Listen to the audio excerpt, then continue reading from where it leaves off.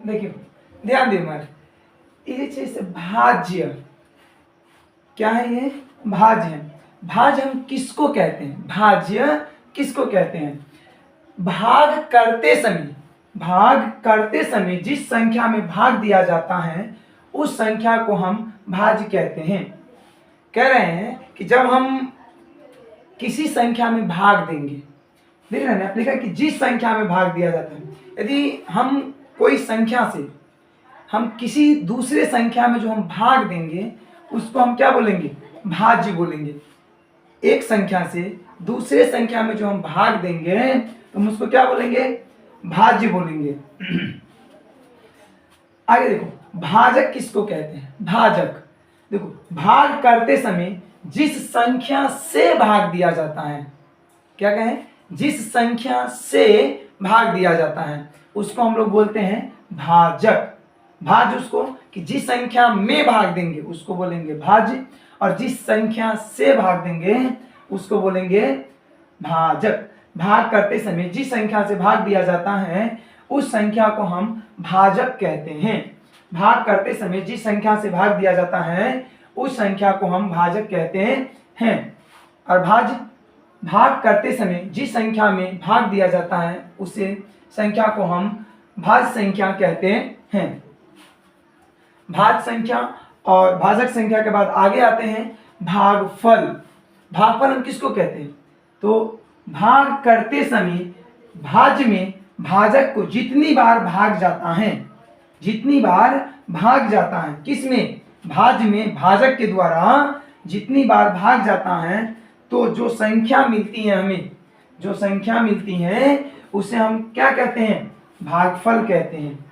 जब देखो मान के चलो कि यदि हम किसी संख्या से भाग देंगे, कोई सा भी संख्या से भाग देंगे, जैसे मान के चलो 5 से हम 10 में भाग लगाएं, 5 से हम क्या किए? 10 में भाग लगाएं, तो 10 जो हुआ ना 10, उसको हम बोलेंगे भाज्य, और 5 जो हुआ ना वो हो गया भाजक। और भागफल तो जैसे कि 5 दूनी 10, 5 दूनी 10, तो वो जो 2 जो आए ना 5 दूनी 10, तो वो 2 जो हो जाएंगे ना वो हो जाएंगे आपका भागफल हो जाएंगे। क्या हो जाएंगे? वो भाग। अभी नहीं आया समझ, नहीं समझोगे, आगे समझोगे जब पूरे बताएंगे तब।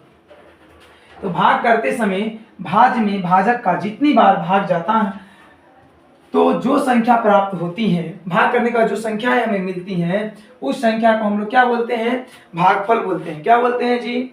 भागफल बोलते हैं। आगे आते हैं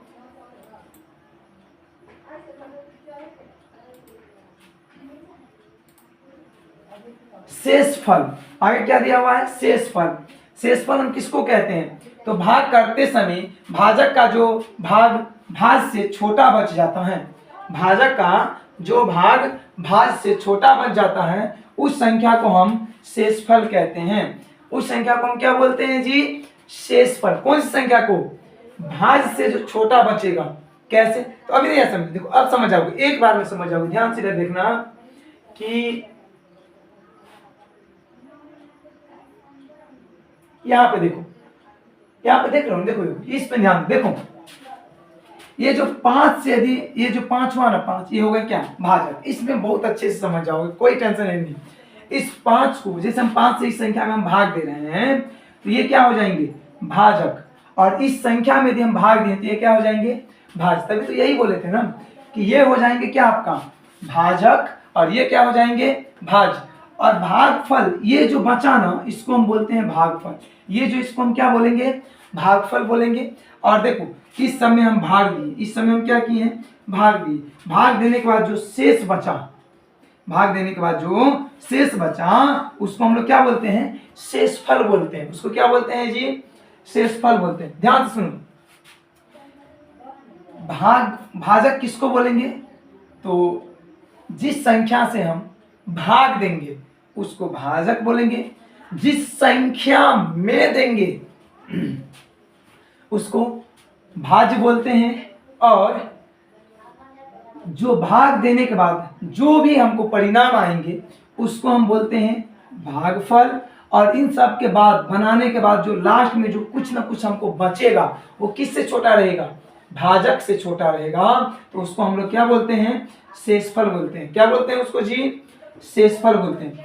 एक सबसे जरूरी और सबसे आवश्यक बात जो है वो है आपका कि ये सूत्र याद रखना कि भाज्य बराबर जो होते हैं वो होते हैं भाजक गुने भागफल, भाजक गुने भागफल जोड़ शेष। भाज्य बराबर भाजक गुने भागफल जोड़ शेष। भाज्य बराबर भाजक गुने भागफल जोड़ शेष। फिर से समझो, भाज्य बराबर होते हैं भाजक गुने भागफल जोड़ शेष। देखो ये जो भाज है ना, भाज, इसको जो हम इतने बराबर में इसको यदि लाएंगे तो कैसे लाएंगे, तो इसको और इसको क्या करेंगे, दोनों को गुना करेंगे।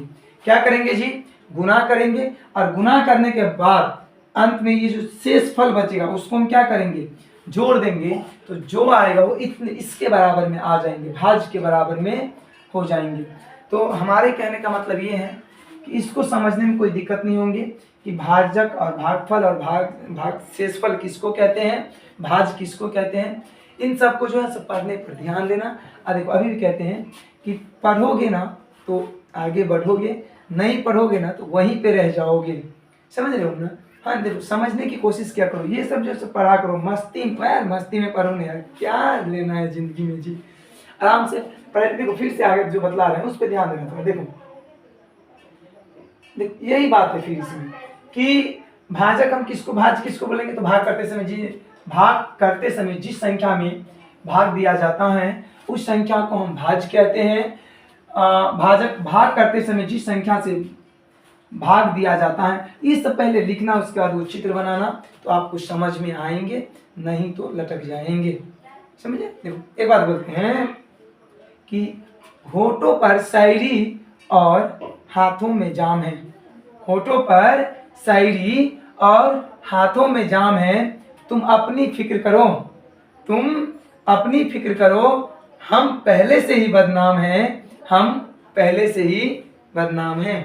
समझ में नहीं? हाँ, तो अपन फिक्र करूँ, ये सब पढ़ो, पर लिखा पर ध्यान दियो, आराम से मस्ती में पढ़ूँ और मस्ती में रहो।